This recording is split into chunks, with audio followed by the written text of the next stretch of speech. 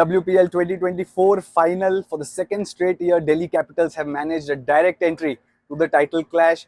RCB meet them there, and Delhi Capitals have a 4-0 superior head-to-head record against RCB.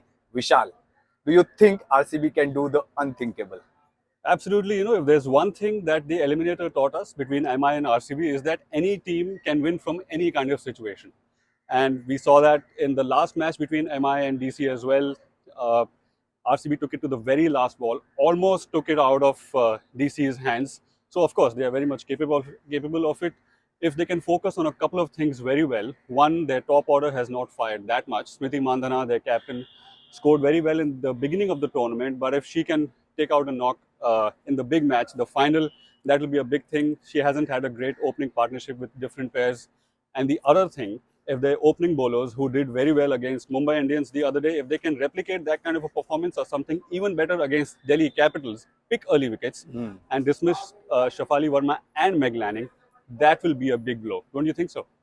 Indeed, and I think Meg Lanning holds key there for Delhi because 450 plus scores, and we've seen in the past that Indian players, if you kind of put pressure on them, the Indian batters, they tend to cave in. But if that batter is Meg Lanning, if she caves in early, it could be advantage RCB, and we've almost always seen that Meg Lanning has kind of turned games just based on her captaincy. So if they can have Lanning have a bad day at captaincy, then you never know. RCB can do the unthinkable. But let's break it down. Keys to success. What do you think? Like two keys to success could be for RCB in this WPL final. Well, apart from the two I've already mentioned, one is try not to rely too much on the legend that Elise Perry is.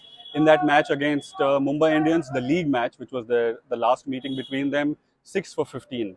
That was a completely match-turning performance. And then against Mumbai Indians again in that eliminator, 49 for 4 is where Elise Perry rescued them for to get them to a slightly competitive total. That is one thing. The other thing, don't keep it for the last minute. Try to take the early, I don't want to use the overused word momentum, but try to take the early initiative with early wickets or early runs depending on the toss decision.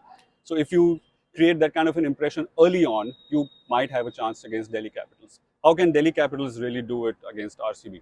I think one of the keys that we've seen that works for Capitals is their new ball combination, Marizan Kaap and Shikha Pandey. If they can strike pretty early, we've seen RCB to kind of slow down, and then their momentum is kind of snapped. So strike early, Kaap and Shikha Pandey. And number two is probably, this is at the risk of their top order not really doing well, give more balls for Jemimah Rodrigues. We've seen it this season. If she's batting first or batting second, it doesn't matter.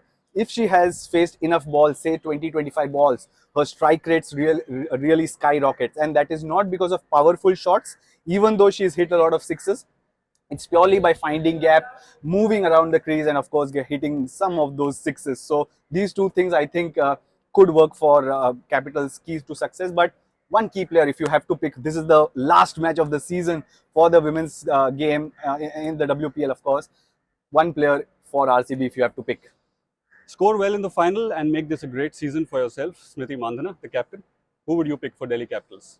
I think I'm going to go Shafali Verma. Statement kind of knock in the last league game, and she's said she's tweaked a few bits to her game, like finding gaps, etc. If she can do it at the bigger stage, the final. Remember, 2020 T20 World Cup final. Everybody expected a lot from her, but she failed in that final, and it still continues to hurt her because she brings it up in the conversation. So if she can rectify that, I think Delhi Capitals would be smiling at the end of it all.